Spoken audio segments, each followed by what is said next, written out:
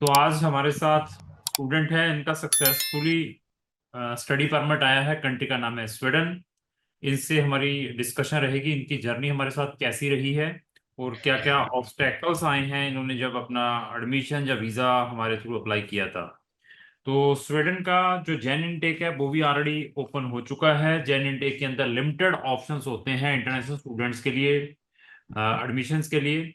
फिर भी अगर आपने स्वीडन में स्पाउस डिपेंडेंट बच्चों के साथ जाना है या स्वीडन का आपका ऑलरेडी वीज़ा रिफ्यूज्ड है तो आप हमें भी संपर्क कर सकते हैं। तो जैन इनटेक के पोर्टल ऑलरेडी ओपन है।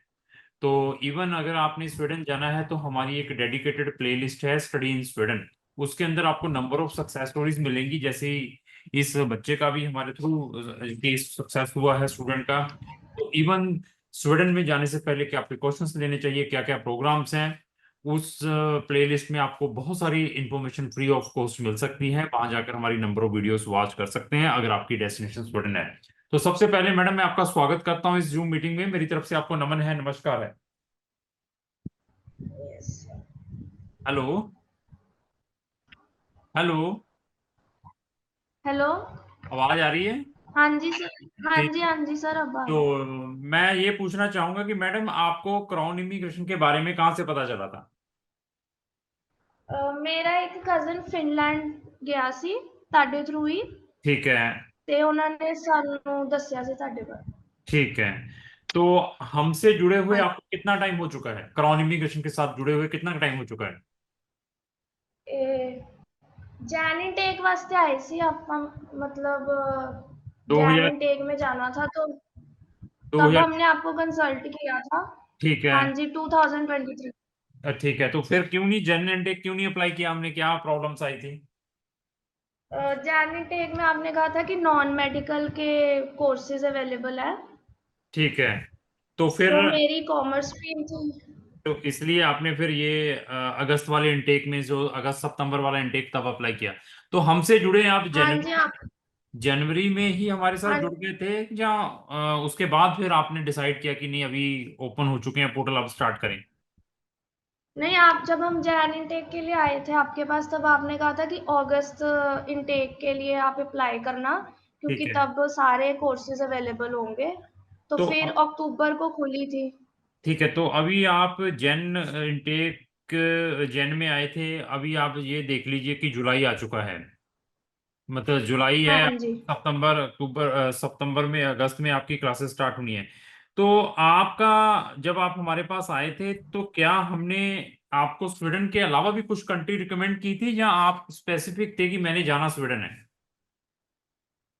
आपने रेकमेंड किया था फिनलैंड और स्वीडन का रखना, हम्म। पर मेरे जैसे अब रिलेटिव स्वीडन में ही थे, तो मैं हम्म। प्रेफर करती थी कि स्वीडन में ही जाना है।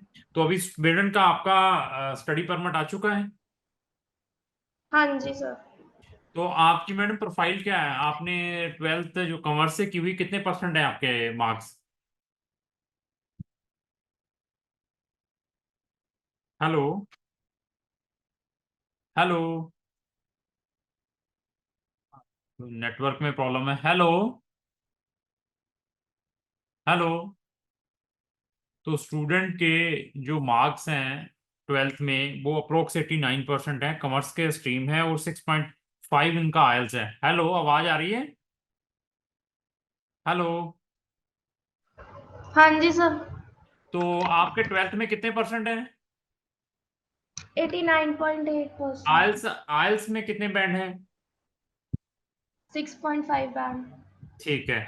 तो आपकी जो एडमिशन नोटिफिकेशंस आई थी, जो एडमिशन वहां से नोटिफिकेशंस आती हैं, तो आपके हमने स्वीडन में कितनी यूनिवर्सिटीज में और कितने प्रोग्राम्स में अप्लाई किया था? आपने 5 यूनिवर्सिटीज में किया था अप्लाई, हम्म। तो और पर एडमिशन सिर्फ 2 में मिली थी। ठीक है। तो आपके प्रोग्राम का नाम क्या है जिसमें एडमिशन आया है? National business program. तो इसका ड्यूरेशन क्या है? Hello. Hello. Hello sir, 3 years. 3 years का। तो आपने इसकी ट्यूशन फीस कितनी ट्रांसफर की थी यूनिवर्सिटी को? सर 54,920 SC के। मतलब आप थोड़ा इंडियन रुपीस में बताइए या यूरो में बताइए, क्योंकि हमारे जो व्यूवर्स हैं वो सर 4 अंडरस्टैंड। लाख समथिंग थी। 4 42 लाख लाख समथिंग। कितनी? 42 लाख समथिंग। 42 लैक्स? हाँ जी। नहीं, 42 लाख रुपया। सर कंफर्म करके मैं नहीं नहीं, मैं बताती इंडियन हूँ। रुपीज में बताइए, आप कितने लाख रुपए आपने ट्रांसफर किया था? 4 लाख, 4.5 लाख, 4,20,000, कितना किया था? सर 4.5 लाख। ठीक है, 4.5 लाख रुपए आपने ट्रांसफर किया था। तो जब आपने अपनी रेजिडेंसी अप्लाई की थी, जब एडमिशन आ गया था, एडमिशन आने के बाद हाँ जी। रेजिडेंसी अप्लाई करने के बाद आपका स्ट्रेट फॉरवर्ड आपको रेजिडेंसी परमिट अप्रूव हो गया था या कुछ प्रॉब्लम्स भी आई थी उसमें? मेरा इंटरव्यू आया था। ठीक है। तो जब आपका इंटरव्यू आया था, क्या क्राउन इमिग्रेशन ने उसकी आपको टिप्स या प्रिपरेशंस करवाई थी? हाँ जी सर, मेरे को क्वेश्चंस प्रोवाइड किए गए थे। ठीक है, तो उसके हमने आपसे प्रिपरेशंस भी करवाई थी या क्वेश्चन ही प्रोवाइड किए गए थे, बस ये क्वेश्चन रट लो? क्वेश्चंस दे के फिर आपने मेरे 2-3 बार इंटरव्यू भी लिए थे। ठीक है। तो अम्बेसी में जो आपकी इंटरव्यू हुई थी, अम्बेसी के अंदर कितने क्वेश्चंस आपसे पूछे गए? और ऑलमोस्ट 15-20 क्वेश्चंस तो थे। 15 से 20 क्वेश्चंस पूछे गए आपसे। हाँ तो जी। जब आप हाँ जी। इंटरव्यू देने के बाद वापस आए, तो आने के बाद कितने दिन के बाद आपका डिसीजन आया? मेरा मतलब केस सेटल का मैसेज तो 1 मंथ बाद आ गया था। इंटरव्यू के बाद फिर बाद में इंटरव्यू के बाद केस सेटल्ड का मैसेज कितने दिन के बाद आया? 2 दिन, 4 दिन या 5 दिन? नहीं, मेरा तो 7 जून को इंटरव्यू था हम्म। और 13 जुलाई को आया था मेरा केस सेटल का। ठीक है, मतलब ये लेकर चलिए 5-7 दिन के 5-6 दिन के अंदर आपका सेटल। 13 जून। अच्छा। उसके हाँ जी, बाद हाँ जो जी। जो आपको कार्ड मिला है, जो कार्ड एम्बेसी से जाकर आपने कलेक्ट किया, उसको कितना टाइम लगा? क्योंकि वो डिले हो रहे हैं बहुत सारे स्टूडेंट्स के जो हमारे साथ जुड़े हुए हैं।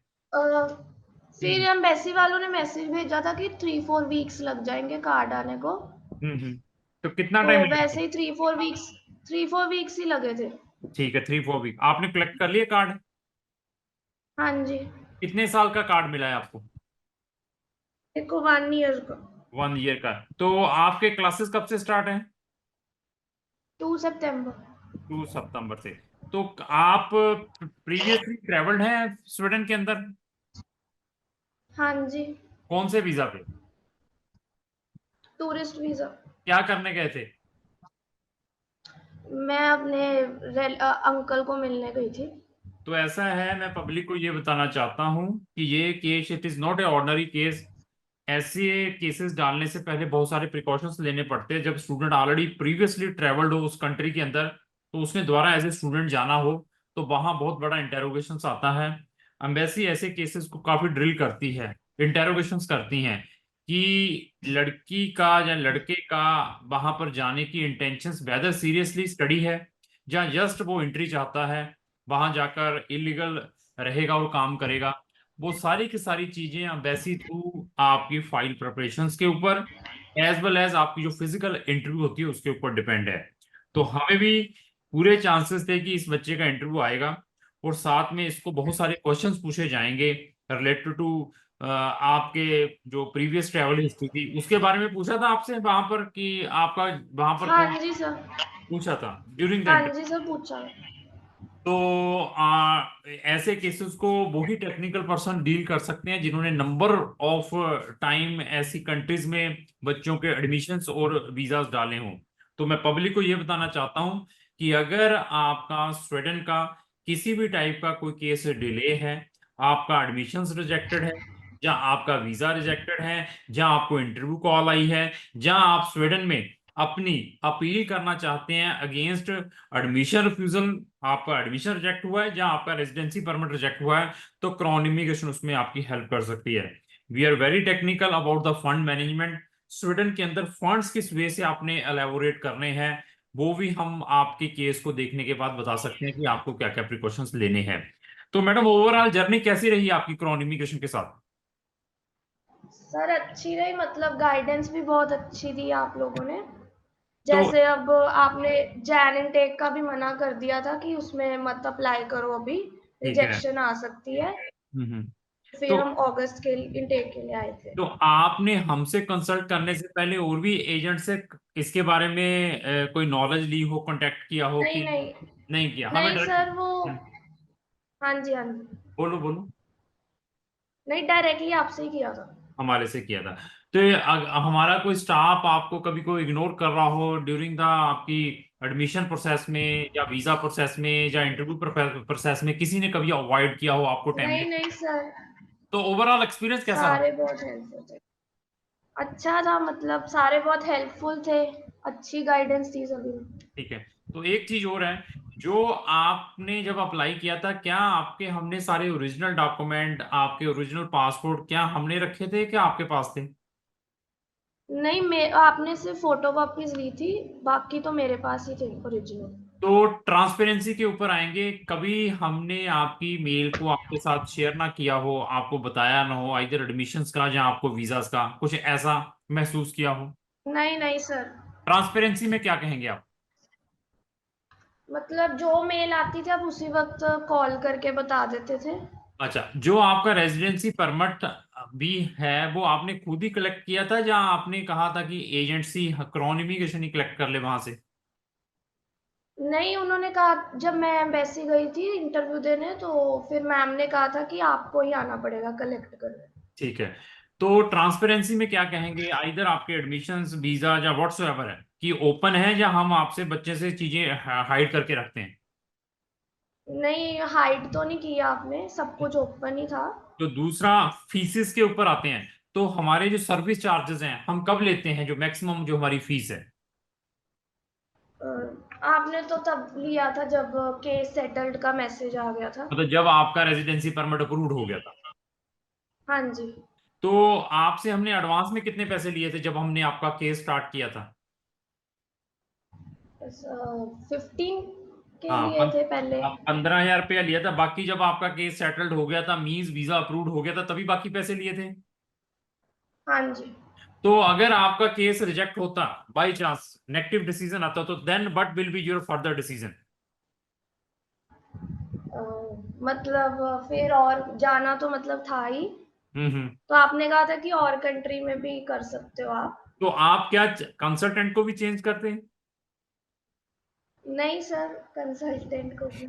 ठीक ठीक ठीक। तो मैं एक चीज और पूछना चाहूंगा कि आपके केस में, आप हमारा केस हमसे प्रोसेस कर रहे हैं, इसमें बच्चे का कितना इन्वॉल्वमेंट रहता है, कोई भी केस में अगर जिसने फॉरेन कंट्री में जाना है? सर, बच्चे का मतलब पता लग जाता है कि अब फंड्स का पता लग जाता है, कैसे चीजें हैंडल करनी है आगे जाके। नहीं, मैं इन्वॉल्वमेंट की बात कर रहा हूँ कि इन्वॉल्व बच्चे का अपना कितना इन्वॉल्वमेंट है, 100 में से 50%, 70%, 90% या 100%, कि बच्चे का इन्वॉल्वमेंट कितना होना चाहिए अपने केस के अंदर, कोई भी बच्चा किसी भी कंट्री में जब केस। सर पूरा होना चाहिए कि पता लगता रहे कि क्या है। तो ये मैंने फिर बता 100%। दिया, हर एक स्टूडेंट और बच्चे को, जब तक आपका 100% खुद का इन्वॉल्वमेंट आपके केस में नहीं है, तो आपके साथ चीटिंग भी होगी, आपके केस रिफ्यूज्ड भी होंगे, हाँ। आपको बहुत सारे एक्सक्यूजेस भी मिलेंगे। तो हर एक बच्चे को मैं यही बताना चाहता हूँ कि take precautions before putting your applications to any consultant. तो बहुत अच्छा लगा है आपसे डिस्कशन करके, और मैं परमात्मा से प्रेयर करता हूँ कि आप स्वीडन में जाकर जल्द से जल्द सक्सेस हो। तो कल आपके पेरेंट्स ने स्वीडन में आपको मिलने के लिए आना हो, तो उनके भी वीजा जरूर अप्लाई करेंगे। Thank you madam. Thank you sir. धन्यवाद।